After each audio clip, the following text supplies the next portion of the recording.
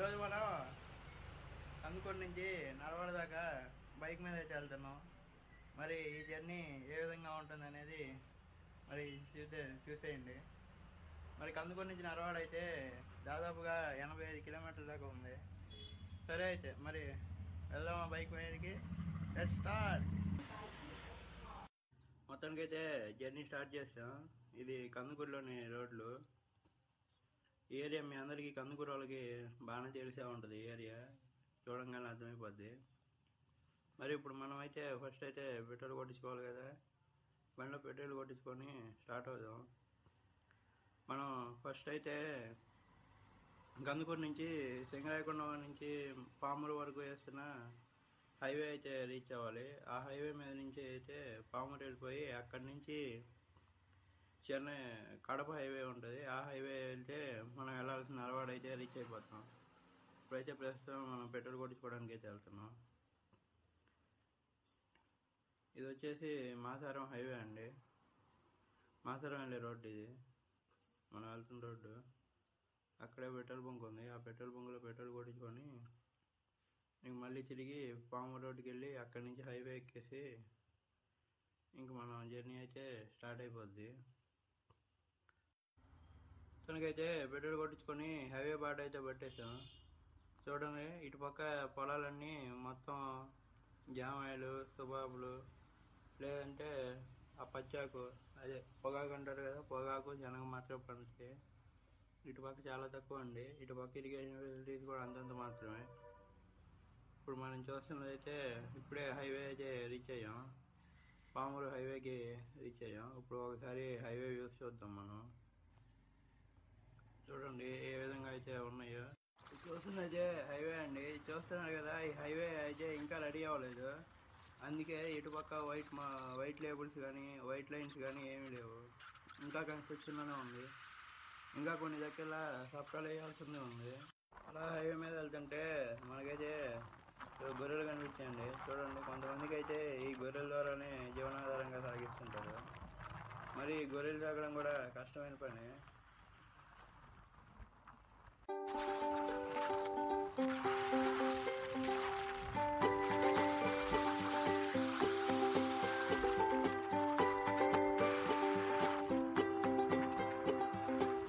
ఇప్పుడు మీరు చూస్తుంది అయితే అది టోల్ గేట్ కన్స్ట్రక్షన్ అండి. త్వరలో అయితే అక్కడ టోల్ గేట్ ఉండబోతుంది. ఆ ఏరియా వచ్చేసి పోకూరు ఊరు దాటంగానే మనకి ఈ విధంగా అయితే టోల్ గేట్ కనిపిస్తుంది. ఒకసారి టోల్ గేట్ దగ్గరికి వెళ్ళి చూద్దామండి. ఇక్కడ నుంచి అంతా కొండ ప్రాంతమే అండి. మొత్తం కొండలు, చుట్టుపక్కల మొత్తం చూస్తూ ఉన్నారు కదా, కొండలు కనిపిస్తున్నాయి. ఇక్కడ మాత్రం వాళ్ళు ఒక సంవత్సరం నుంచి అయితే ఉంటున్నారండి. వాళ్ళు చాలా గ్రేట్ అండి అలా ఉండటం. చిన్న చిన్న పాగాలు వేసుకొని అక్కడే నివసించడం. అదేవిధంగా ఇక్కడ చూడండి, టోల్ గేట్ వేస్తున్నారు. అదేవిధంగా కంకర కలుపుతున్నారు. కంకర కలిపే 2 పెద్ద పెద్ద టన్నెల్స్ అయితే తీసుకొచ్చి వాటి ద్వారా కలిపేసి వాటి నుంచి టిప్పర్లకి ఎక్కించి అక్కడి నుంచి రోడ్లుకి వేసేస్తున్నారు. ఇది అయితే సిమెంట్ రోడ్లు. ఇది మనకి టోల్ గేట్ ఏరియా అండి. చూడండి, ఒక్కొక్క టోల్ గేట్ వేసుకుంటూ వెళ్తున్నారు. అది మరి ఇక్కడ చూస్తున్నట్లయితే ఇప్పుడు మనకి కంకర కలిపే మిషన్లు ఒకసారి చూద్దాం ఏ విధంగా ఎంత పెద్దవి ఉన్నాయో. అయిగోండి, వాటి ద్వారా అయితే కంకర తీసుకెళ్ళి వివిధ ప్రాంతాలకి. ఇదైతే టోల్ గేట్ ఆఫీస్. ఇదిగోండి కంకర కలిపే మిషన్లు. ఇప్పుడు ఈ టిప్పర్ల ద్వారా తీసుకెళ్ళి ఈ రోడ్లు వేయటం అయితే చాలా సింపుల్గా జరుగుతుంది. ఇవి కంకర కలిపేవి. ఇక్కడ చూస్తున్నట్లయితే ఎంత పెద్దగా ఉన్నాయి చూడండి.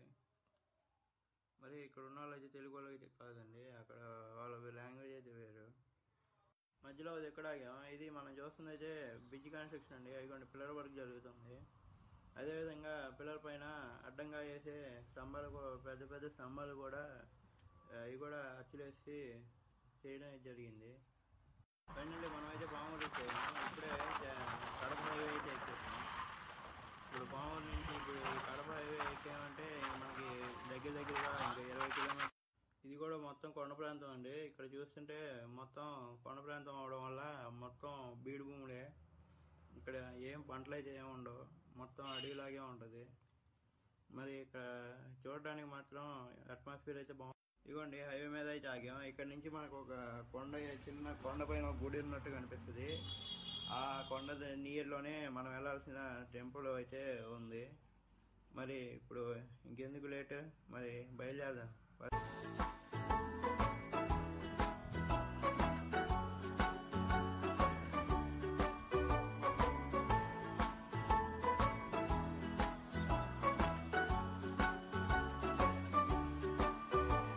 అలా హైవే మీద వెళ్తుంటే చిన్న చిన్న షాపులు అయితే ఉన్నాయి. ఇందాక చెప్పాను కదండి కొండపైన చిన్న గుడి లాంటిది ఉంటుందని, అది అయితే ఇప్పుడు క్లియర్గా మీకు చూపిస్తున్నాను.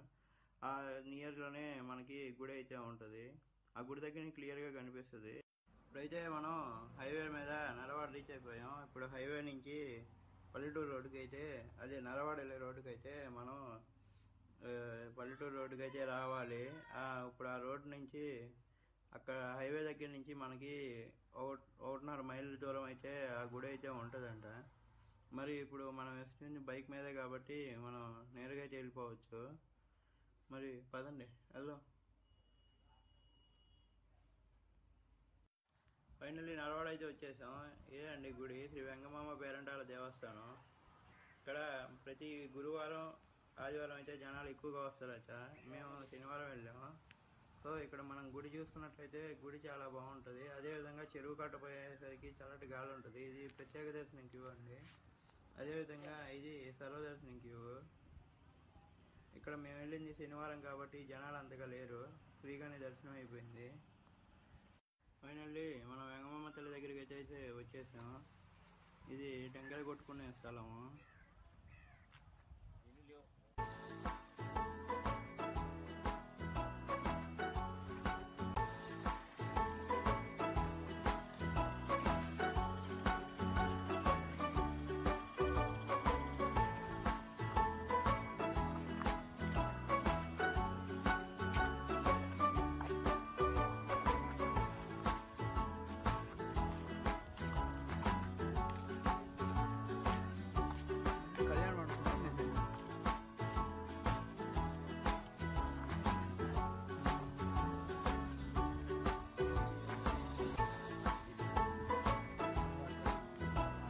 ఫైనల్లీ దర్శనం అయితే కంప్లీట్ అయిపోయింది. ఇందాక చెప్పాం కదండి కొండపైన ఒక చిన్న గుడి లాంటిది మనకు హైవే మీద నుంచి కనిపిస్తుంది. ఇదే అండి ఆ కొండ చిన్న గుడి లాంటిది. ఇక్కడికి మనం బైక్ మీదనే వెళ్ళిపోవచ్చు. అక్కడ బైక్ వే ఉంది. ఇది మనకి ఆ వే వచ్చేసి